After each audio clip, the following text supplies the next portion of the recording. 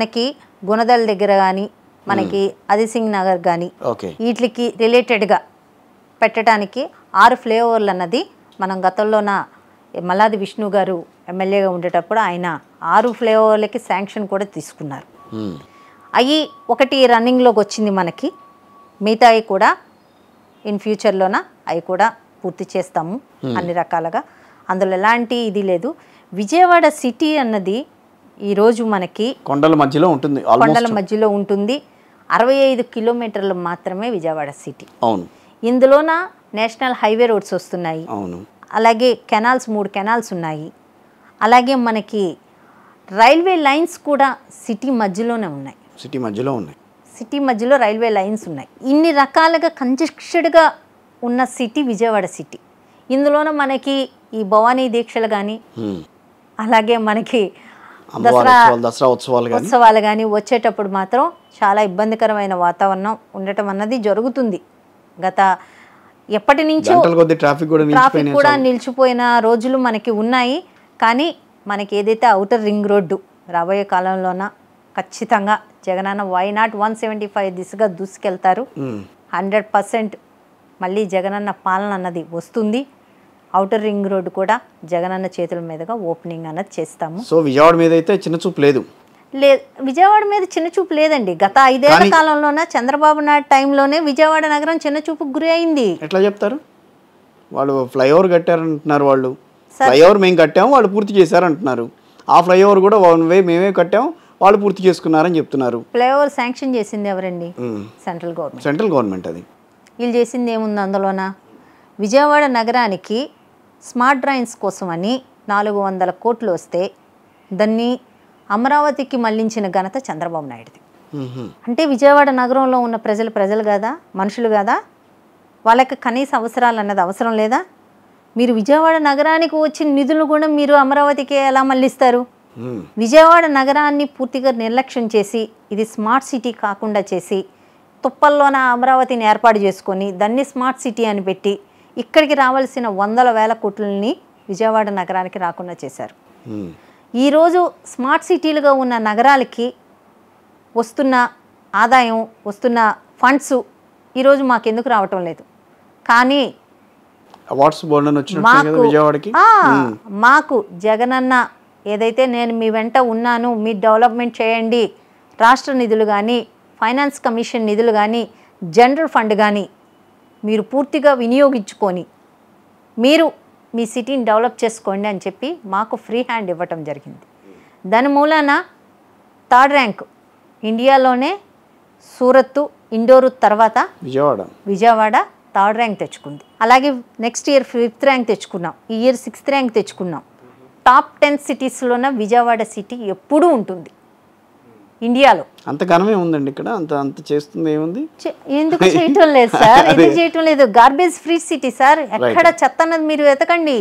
చెత్త అన్నది మేము ఎక్కడ డంప్ చేసి డంపులు చేసేసి అక్కడ ఉంచడం లేదు. Garbage free city. మాకు 4 స్టార్ రేటింగ్ వచ్చింది. Climate smart city.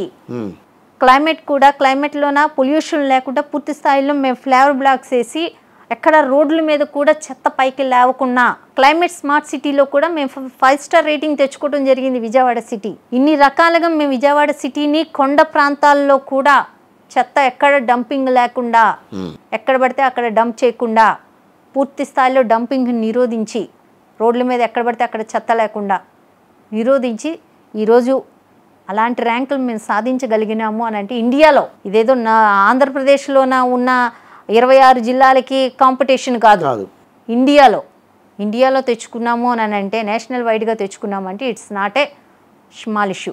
కరెక్ట్. ఇది బిగ్ అచీవ్మెంట్.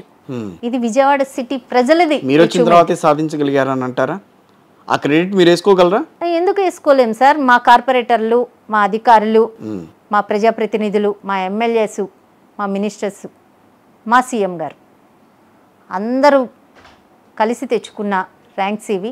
అందరం కలిసి సాధించుకున్న విజయం ఇది. సో ఇప్పుడు విజయవాడ నగరం అంటే రాజకీయాలకి నిజంగా చెప్పాలంటే పెట్టింది పేరు. ఎలాంటి రాజకీయాలైనా ఇక్కడి నుంచే స్టార్ట్ అవుతూ ఉంటాయి. సో అలాంటిది విజయవాడ మీద పట్టు సాధించాలని చెప్పి అటు టీడీపీ, జనసేన ప్రయత్నం చేస్తోంది, ఇటు పక్కన వైఎస్ఆర్ కాంగ్రెస్ పార్టీ ఉన్న పట్టు నిలుపుకోవాలని ప్రయత్నం చేస్తోంది. ఇప్పుడున్న సిచ్యువేషన్స్లో మీరన్న 3 ప్రాంతాలకి సంబంధించి 3 ఎమ్మెల్యేలు ఇక్కడ ప్రాతినిధ్యం వహిస్తున్నారు కాబట్టి సో ఇద్దరు ఆల్రెడీ కేశినేని నాని గారు కూడా నేను మాట్లాడతా ఈ 3 వచ్చిన తర్వాత మాట్లాడతాను. ఓకే, వీళ్ళకి ప్రస్తుతం చాలా అంటే విజయవాడ అభివృద్ధి గురించి మీరు ఇప్పటి వరకు చెప్పారు. ఆ అభివృద్ధి అనేది నిజంగా అక్కడ ఓటర్లలో కనిపిస్తుందా లేదనేది రేపు రాబోయే ఫలితాలు బట్టి సూచిస్తాయి. సో ఆసిఫ్ గారు గెలుస్తారని మీరు చెప్తున్నారు, అక్కడ పక్కన వెల్లంపల్లి గారు గెలుస్తారంటున్నారు, అటు పక్కన మీకు వైఎస్ఆర్ కాంగ్రెస్ పార్టీకి సంబంధించి దేవినేని అవినాష్ గారు గెలుస్తారని అంటున్నారు. కానీ 3 చోట్ల కూడా చాలా గట్టి పోటీ కనిపిస్తోందని చెప్పి ఇప్పటివరకు వస్తున్న సర్వేలు చెప్తున్నాయి. పోటీ లేకపోతే గెలిపేలాగా సాధ్యం అవుతుంది. గట్టి పోటీ అని అంటే ఆ పోటీ చివరి టైంలోకి వచ్చేసరికి తారుమారయ్యే అవకాశం కూడా ఉందని అంటున్నారు. లేదండి, 21A కానీ లేకపోతే అలాగే కార్పొరేషన్, రెవెన్యూ ఎలాంటి సైట్స్ ఉన్నా గతంలోనూ 40 years నుంచి ఏదైతే అనాథరైజ్డ్గా ఉంటున్నారో వాళ్ళు పక్కా ఇల్లులు కట్టేసుకొని పట్టాదారులై ఉన్నా కానీ వాళ్ళకి ఇంతవరకు రిజిస్ట్రేషన్ అన్నది కలగలేదు విజయవాడ సిటీలో. మొన్న మధ్య సీఎం గారు పూర్తి స్థాయిలో అన్నిటికీ రిజిస్ట్రేషన్ల కల్పన కూడా జరిపించడం జరిగింది. మొత్తం విజయవాడ వ్యాప్తంగా ఎన్ని హౌసెస్ పట్టాలు అందించారండి? 21,000 సార్. 21,000 మందికి ఇళ్ల పట్టాలు అందించారా? పట్టాలు అందించడం మొన్న సీఎం గారి చేతుల మీదుగా జరిగింది.